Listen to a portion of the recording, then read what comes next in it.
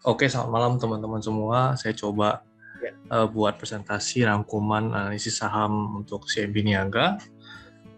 Saya mulai dari daftar isinya dulu. Ada beberapa hal yang saya mau bahas. Pertama di profil perusahaan, ada 5 pilar strateginya CMB Niaga. Data fundamental, di situ ada profitability ratio dan dividen. Lalu ada market leader in digital banking industry, peluang CNGA, dan ancamannya apa aja yang akan dia hadapi di tahun ini. Oke, ya, seperti kita tahu bahwa Bank Siniaga merupakan salah satu bank swasta nomor 2 terbesar, dan juga dia kalau untuk secara total aset perusahaan ini menjadi perusahaan nomor 6 terbesar. Lalu untuk di sisi KPR-nya, Siniaga juga memiliki pangsa pasar 11%. Dan produk unggulannya atau servis unggulan Bank Siniaga ini sebenarnya di digital banking. Oke, lanjut. Nah, ini 5 strategi. Ini 5 pilar strategi yang sebagai fondasinya dari Bank Siniaga. Yang pertama itu adalah fokus pada kalian utama, peningkatan pangsa pasar kredit dan simpanan nasabah di segmen consumer dan SME, small medium enterprise, optimalisasi alokasi aset. Jadi seperti pada bank pada umumnya, Bank Siniaga ini juga pada dasarnya bisnisnya atau usahanya menghimpun dan juga menyalurkan dana. Di situ juga Bank Siniaga untuk mendapatkan revenue tambahan juga dari wealth management seperti trading mutual fund, bond, dan juga ada pendistribusian dari bank insurance itu sendiri. Lalu peningkatan kasa, fokus pendanaan. Nomor 2, peningkatan kasa fokus pendanaan murah di semua segmen, peningkatan produktivitas dan pengembangan kemampuan layanan dan transaksi digital. Nah, di sini selain daripada peningkatan kasa, Bank Siniaga juga untuk setiap customer-nya juga menargetkan adanya PPC. Jadi PPC itu adalah produk per customer, di mana satu nasabah itu memiliki banyak produk sehingga nasabah udah terikat atau udah nyaman berbanking dengan Bank Siniaga. Dan di mana bukan hanya terbatas kepada bunga bank atau bunga deposito atau bunga giro atau bunga tabungan, tapi lebih kepada transaksional, kenyamanan transaksional yang diutamakan oleh Bank Siniaga ini. Lalu yang ketiga, disiplin dalam pengelolaan biaya, organisasi yang efektif, efisiensi proses bisnis dan operasional, prioritas belanja modal. Yang keempat, penjagaan modal dan keseimbangan budaya risiko, pemanfaatan daya teknologi, canggih dalam manajemen risiko, budaya risiko melekat dalam operasional harian. Yang kelima yaitu pemanfaatan teknologi informasi, pengembangan saluran digital, pemanfaatan AI dan data analitik untuk analisis bisnis dan pengambilan keputusan. Nah, yang data fundamentalnya saya ambil dari RTI. Di sini lihat earning per share dari tahun ke tahun mengalami peningkatan, cuma di tahun 2020 mengalami penurunan. Saya lihat dari net profit-nya daripada Siniaga ini dibandingkan di tahun 2019 memang ada penurunan karena adanya pandemi COVID-19 yang berdampak kepada pertumbuhan ekonomi secara global di Indonesia, khususnya juga di pertumbuhan laba di Bank Siniaga itu sendiri. Nah, untuk profit ratio pada tahun 2020, Siniaga memperoleh pendapatan bunga dan syariah yang sebesar 20,7 triliun. Pencapaian ini turun 4,5% dari tahun 2019 sebesar 21,7 triliun. Pendapatan bunga dan syariah CMB Niaga terutama masih dikontribusi dari kredit yang diberikan yang tercatat mengalami penurunan sebesar 8,76% menjadi 17,3 triliun dari tahun 2019 sebesar 18,9 triliun. Rata-rata tingkat suku bunga pinjaman dalam mata uang rupiah tahun 2020 sebesar 9,8% dibanding tahun sebelumnya 10,6%. Ini juga karena ada peraturan dari BI untuk yang menurunkan tingkat bunga kredit, jadi turun juga bunga kredit bagi retail, bagi pengusaha dan juga di KPR-nya. Sementara itu rata-rata suku bunga pinjaman dalam mata uang asing di tahun 2020 sebesar 4,35% dari 4,46% di tahun 2019. Lalu di sini ada pembagian dividen. SIM Niaga cukup aktif, cukup loyal juga setiap tahunnya. Dari 2018, 19, dan 2020 ada pembagian dividen setiap tahunnya bagi para pemegang sahamnya. Nah, sebenarnya di sini sih yang unik yang saya lihat di Bank SIM Niaga ini. Mungkin di bank-bank yang sekarang lagi heboh digital banking. Sebenarnya SIM Niaga ini udah mulai duluan dengan Okto Mobile-nya. Dari digital banking industrinya udah mulai duluan. Dari Okto Mobile, ada juga Digital Lounge, ada Biz Channel, ada Okto RM Bands, Okto Sales, ada juga RPA-nya. Jadi sebenarnya untuk digital banking ini SIM Niaga udah jadi market leader. Ke depan seharusnya untuk bank digital, Bank SIM Niaga nih udah menjadi bank nomor 1 sih untuk digital banking di digital banking industri. Nah, kalau di sini dilihat saya ada sini ada digital tabel ya pergerakan dibandingkan dari 2019 ke 2020 untuk digital channel transaction. Yang di atas, yang di sini itu ada peningkatan sebesar 20,3% untuk digital channelnya. Kalau sementara di penggunaan ATM dari 2019 ke 2020 itu mengalami penurunan. Nah, untuk strategi 2021 untuk digitalisasinya itu ada 5. Yang pertama, continuous improvement of digital business application. Yang kedua, digitalization of internal process. Jadi secara operasional mereka di dalamnya juga secara digital. Jadi udah paperless, udah email, semua ada di mobile apps, pengaturan cuti dan pengajuan-pengajuan sudah secara digital. Lalu encouraging digital adoption by customer. Yang keempat, improving customer experience in transaction in the digital area. Yang kelima, building strong and secure in IT infrastructure. Nah, untuk ancamannya ada di resiko kredit sih. Kita tahu bahwa di tahun 2020 itu terjadi pandemi dan juga adanya kebijakan dari OJK tuh untuk memberikan keringanan kepada para pengusaha untuk memberikan tenor lebih panjang untuk melunasi kredit mereka. Nah, di sini juga menjadi Bank SIM Niaga di tahun 2020 harus mencadangkan modalnya untuk para kredit debitur yang memiliki NPL tinggi. Jadi labanya si Bank SIM Niaga ini tergerus. Jadi di tahun 2020 banyak penurunan. Sedangkan di tahun 2021 kalau dilihat dari laporannya, pada tahun 2021 SIM Niaga punya strategi yaitu mengimplementasikan pencapaian pemasaran tahunan di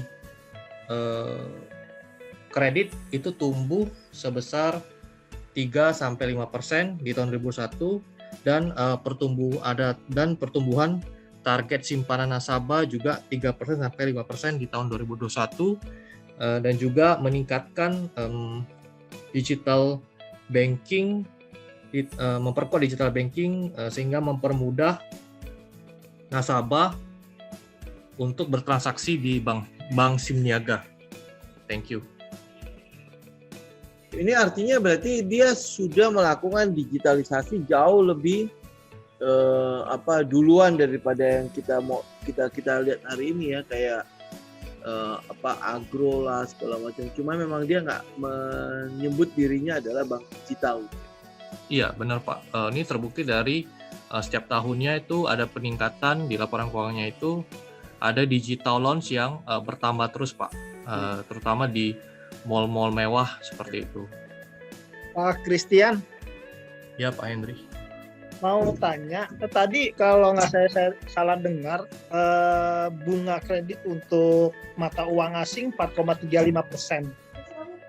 Oh itu maaf Pak, itu bunga simpanan Pak, bukan bunga kredit. Oh, bunga simpanan, bukan Ya. bunga pinjaman ya? Iya. Itu maksudnya US dollar atau mata uang apa ya Pak? Mata uang di sini sih yang tercatat itu USD Pak. Oh, oke. Iya. Oke, satu Thank lagi you, Pak. Pak. Iya Pak Hendri. Satu lagi. Kalau dengan BBCA itu kan BBCA juga untuk bisnis digitalnya juga cukup kuat ya. Itu Ya, duluan Pak. mana ya sama BBCA ya, antara CIMB sama BBCA? Saya agak lupa. Kalau menurut saya Pak, terima kasih Pak udah pertanyaannya. Kalau menurut saya sebenarnya yang udah digital mobile banking atau digital banking itu sebenarnya BCA Pak. Karena jauh lebih awal pergerakan BCA mulai dari digital banking tuh seperti internet banking dan mobile banking tuh sebenarnya yang lebih awal tuh menurut saya sih BCA, karena kan BCA tuh kita ngomong tuh bank transaksional Pak. Jadi udah mempermudah dari jaringan infrastrukturnya.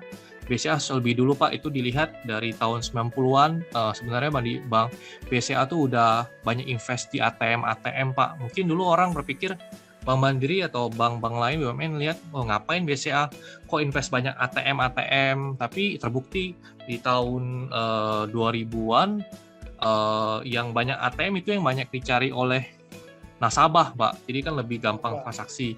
Nah, itu yang pertama. Yang kedua, kalau dari fiturnya ATM itu sendiri, sebenarnya Bank BCA juga menjadi nomor satu karena dulu kalau saya nggak salah Bank BCA yang satu-satunya yang punya ATM bisa tarik setor tunai langsung di mesin, dan juga ada transaksi non tunai di sana. Menurut saya lebih pertama itu untuk infrastruktur digital tuh BCA sih Pak. Oke, terima kasih Pak Christian. Thank you Pak Hendri. Jadi artinya market leader maksudnya ya karena dia punya likuiditas jauh lebih tinggi ya. Memang BCA pasti akan menjadi bank yang leading lah ya dalam hal melakukan pengembangan terhadap jasa-jasa pelayanan digital ini ya. Iya Pak. BNGA sih sebenarnya ya kalau teman-teman membandingkan ya, kalau memang BCA iya dia unggul karena dari sisi market share, pangsa pasar ya, dalam hal permodalan, dalam hal likuiditas, dia pasti jauh lebih memiliki dana yang lebih besar dibandingkan dengan bank-bank yang lain ya. Tapi yang kita lihat sekarang yang di Bank Niaga kan, ini kita cari leader dan lagernya kan. Kalau leadernya yang BCA itu sudah digitalisasinya sudah kemana-mana. Nah, yang belum dihargai digitalisasinya itu siapa? Yang kita lihat kalau dari indeks kita kan normalnya adalah CIMB Niaga ya, atau BNGA ini kan. Nah, dari BNGA ini baru data yang kita dapat ya. Dia sudah benar-benar konsentrasinya benar-benar full banget di digitalisasi, di mana yang lain itu mungkin masih baru, kayak Arto kan belum jelas, terus habis itu kayak Agro juga belum jelas kan. Tetapi kalau kita lihat dari ini kita hanya fokus di BNGA dulu ya. Kalau kita lihat dari BNGA, dia sudah begitu lengkap ya, dari digital lounge yang ada di mall-mall itu berarti buka 7 hari dalam seminggu ya Pak, kalau nggak salah digital lounge. Iya Pak. Jadi selalu ada RM atau CS yang standby di digital lounge itu. Nah, belum lagi soal yang internet banking, mobile banking. Mungkin dia kalau nggak salah terakhir dia bisa mengajukan kredit segala macam semua dari aplikasinya dia, salah ya? Iya Pak. Ya kan? Nah, dia udah mulai sebenarnya. Cuman memang ini masih bank yang belum full digital seperti Arto atau Agro nantinya kan. Tapi dia masih ada bank-bank konvensionalnya. Tapi dari sisi digitalisasi dia sudah cukup leading ya, karena tadi kan disebutkan dia adalah market leadernya di bidang digitalisasi perbankan. Tadi artinya dia punya porsi pengembangan di digital ini cukup besar dibandingkan dengan bank-bank yang lain. Jadi ini mungkin adalah sebuah new di dalam BNGA. Nah, kita akan lihat potensinya seperti apa. Dari dividen ternyata dia bagi 2 kali lebih gede daripada tahun-tahun sebelumnya ya. Iya, di tahun 2020 Pak. Nah, ya itu kan berarti sesuatu yang perlu kita lihat bahwa mungkin dalam waktu dekat akan ada dividen hunter untuk BNGA atau bagaimana kita nggak tahu ya. Tapi dari arah di dalam keadaan pandemi ini dia bisa membagi dividen 2 kali lebih besar daripada masa-masa sebelum pandemi. Itu kan harusnya adalah sesuatu yang cukup boleh dibilang ya kita bisa appreciate lah kalau laba yang ditahan itu dikeluarkan untuk dividends. Ya nanti kita lihat di teknikalnya ya. Memang BNGA lumayan menarik sih. Tahun 2020 itu kan NPL-nya semua bank kan gede banget tuh Pak, tinggi banget Pak. Ya. Tapi kok ini kayak BNGA, BBCA kok masih bisa bagus Pak ya? Nah itu. Secara scoringnya. Makanya ini mungkin karena gini ya, sifat kehati-hatian mereka dalam hal mendapatkan kredit. Kalau BCA sih udah nggak usah heran ya. Teman-teman bisa dapetin kredit KPR maupun kredit giro dari BCA, itu pasti bisa dapat dimanapun. Mungkin saya tambahin Pak, untuk yang kredit itu sendiri, yang pernah saya temenin teman saya untuk pengajuan di Bank Siniaga ini memang mereka itu pada saat pengajuan kredit itu cukup ketat karena mereka ada sistem scoring Pak. Jadi kalau scoring mereka itu nggak sesuai atau tidak mencapai di skor standarnya mereka, itu ditolak sih Pak. Jadi itu yang membuat mereka ketat di penyaluran kredit, bersifat kehati-hatian sih Pak. Oke. Berarti metode dia dalam hal appraisal itu udah cukup terbukti ya, cukup bagus ya. Iya Pak. Ya, oke ya, maksudnya hari ini kan kita ngelihat ya, berarti metode tersebut itu menyelamatkan dia dalam hal pandemi ini, di mana NPL yang di bank-bank lain itu bermasalah, di BNGA khususnya ya, kita nggak lihat ada NPL yang cukup besar di situ. Bahkan dari dividen saja dia bisa membagi 2 kali lipat lebih tinggi daripada tahun-tahun sebelumnya. Ini adalah sesuatu yang ya kita bilang prestasi lah ya. Untuk BNGA sendiri. Nah, prestasi ini saya yakin banget pasti akan di-appreciate dalam hal kenaikan harga, dan harganya memang sudah naik.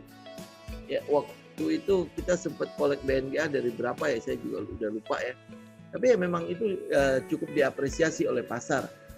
Ya kan, kalau data-data yang ada ya jadi wajar ya, apresiasi harga yang ada itu menjadi sesuatu yang wajar. Ya. Ya. Boleh. Kalau Ko Budi bilang BNGA mungkin di batch sebelumnya sudah kolek kan? Apa di saat ini masih tepat kita untuk kolek itu? Nanti lihat di teknikalnya Bu.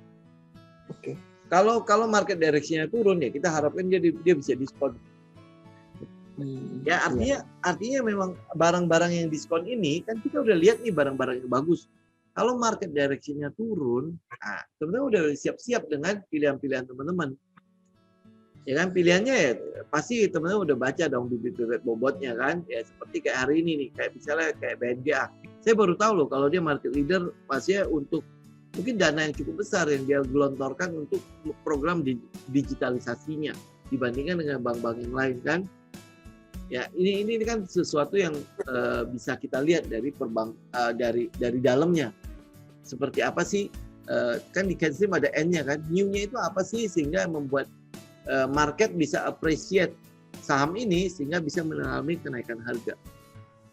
Gitu. Kalau dia bisa sebagus ini, artinya kalau market direction kita anjlok kan berarti karena memang sentimen di luar kan. Untuk di dalamnya sendiri BNGA sudah membuktikan diri dia bertahan di pandemi itu. Nah, kalau market direction-nya turun, harusnya ini bisa menjadi pilihan buat teman-teman untuk kolek daripada BBCA, ya kan? Tapi kalau BBCA turun lebih jauh, ya mendingan ngambil BBCA.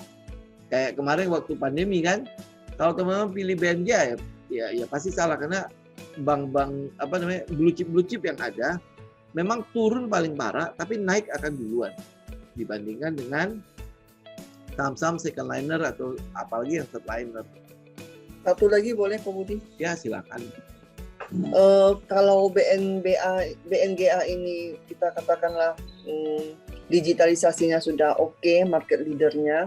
Nah, kalau dibandingkan dengan Arto atau yang lain tuh Bangnet lah atau apa ya, yang lain ini Baca lah ya, BACA itu ya, atau Agro lah misalnya gitu kan. Kenapa ini bisa tersembunyi atau tertenggelam gitu ya? Padahal yang kemarin kita pelajari bahwa yang bisa menggerakkan harga sebuah saham itu kan antipasi dan kejutan kan. Ya. Kalau kita bandingin di situ, kira-kira kejutan dan antipasi apa yang kurang di BNGA ini ya kok? BNGA udah naik loh Bu harganya. Ini ya waktu Maret kemarin ini dia udah naik loh. Dari harga berapa dia? Harga 500-an ini udah 100% lebih. Ini kalau lihat berapa 500 ke 1.200 dia udah naik. Dia udah diapresiasi oleh pasar. Ya, ini dia aja udah berapa persen? Udah dari 500 ke ini berarti udah 100% lebih kan? Ini udah beggar. Udah diapresiasi oleh pasar. Nah, sedangkan Agro sih jangan ngomong lah ya, karena memang dia punya itu kan kecil. Nah, lihat. Agro itu kan kita ambil dari sini tadinya kan. Dari 200 ke 1.600 karena memang sentimen digitalisasi. Sedangkan BNGA kan ini adalah bank konvensional yang belum akan menjadi digital. Tetapi dia bukan berarti ketinggalan digitalisasinya. Ya, dan dia diapresiasi. Ini kan udah balik lagi kan. Harganya udah balik lagi ke sebelum pandemi. Sebelum pandemi kan dari sini kan 1.200-an dia udah balik lagi. Jadi udah diapresiasi sama kayak BBCA. Jadi dia udah balik, BBCA juga sama kan dari waktu Maret ini di 221.000 dia udah balik kembali kan. Ini bahkan lebih tinggi ya daripada sebelum pandemi. Ya, dia diapresiasi. Pasti dia diapresiasi kalau memang fundamentalnya bagus dia akan diapresiasi. Nah, kalau teman-teman ngambil BNGA waktu itu kita ngambil dari berapa ya? Saya gagal lupa, harusnya ngambil dari sini ya kita ya. Jadi dari 700-an, kalau teman-teman jual daerah sini ya, daerah sini itu udah hampir 50-60%. Ya, kita udah dapat di sini. Nah, sedangkan Agro kita juga dapat di 300-an, tapi kita jualnya duluan.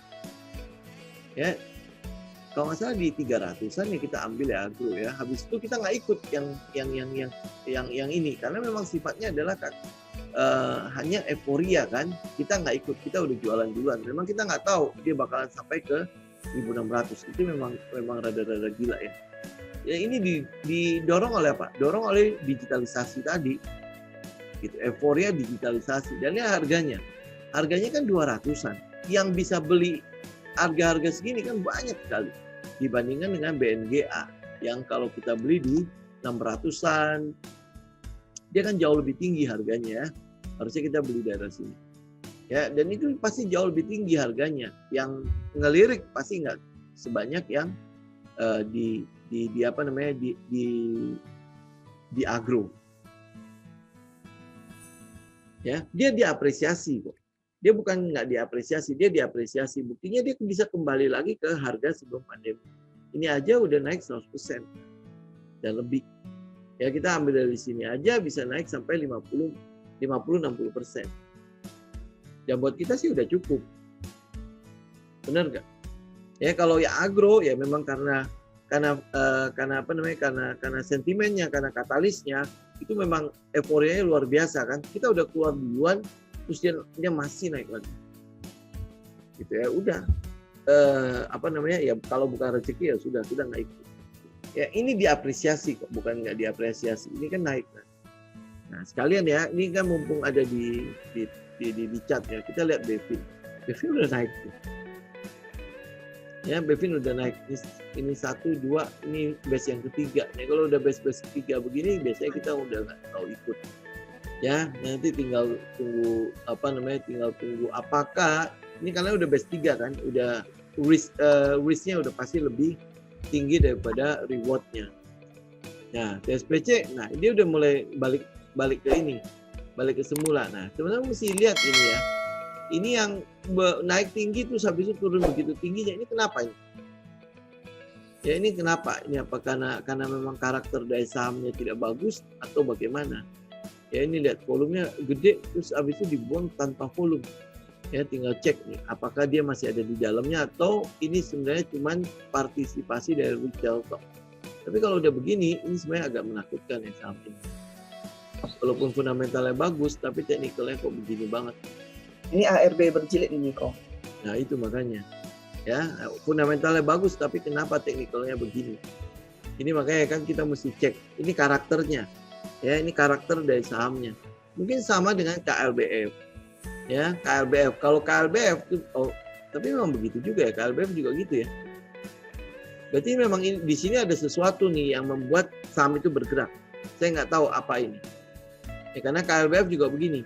Kita coba lihat di PH ya. Itu bulan apa ya? Di bulan Januari ya. Ini Januari 2021. Kita lihat ya PH. Apakah mereka juga begitu? Oh iya, dia juga gitu. Berarti ini ada something nih yang bukan berhubungan dengan fundamental. Oh ini vaksin berhubungan vaksin yang distribusi vaksin yang ke swasta ya. Terus habis itu ini kenapa turun? Akhirnya nggak jadi atau gimana ya? Ya karena ini sama. Jadi bukan salah TSPC ya. Jadi bukan salah TSPC dengan ada pergerakan ini. Karena semuanya sama. Kecuali cuma dia doang, kita cek yang lain nggak begitu. Ya, nah ini bukannya yang apa kok yang presiden kita suntik itu ya, suntik vaksin pertama itu ya. Oh ini? Oh setelah suntik terus habis itu turun ya? Iya. Oh oke. Nah, saya coba cek deh, saya lupa beritanya ini apa. Gitu. Tapi ini bukan. Oh oke. Ini mau ditunjuk jadi salah satu distributor terus akhirnya nggak jadi. Terus habis itu langsung anjlok ya. Nah itu teman-teman mesti cek karena kalau ini tadi kita cek ya ke beberapa saham di sektor yang sama ternyata memang ini berlaku sama. Jadi ini bukan salah SPC ini. Ya, nah tinggal ini kan dia udah mulai nge-best. Kalau memang sahamnya bagus, ini udah mulai naik. Kalau memang sahamnya good, secara teknikal semua good, ya. Nah ini berarti kalau misalnya ada pergerakan, saya nggak tahu karakternya seperti apa. Jangan-jangan sampai karakternya kayak KLBF, keong-keong begitu ya. Kalau naik cuma sebentar doang, habis itu berhentinya lama. Sebenarnya mesti cek juga karakternya seperti apa nantinya setelah fundamental. Ya, nanti kita akan lihat di technical.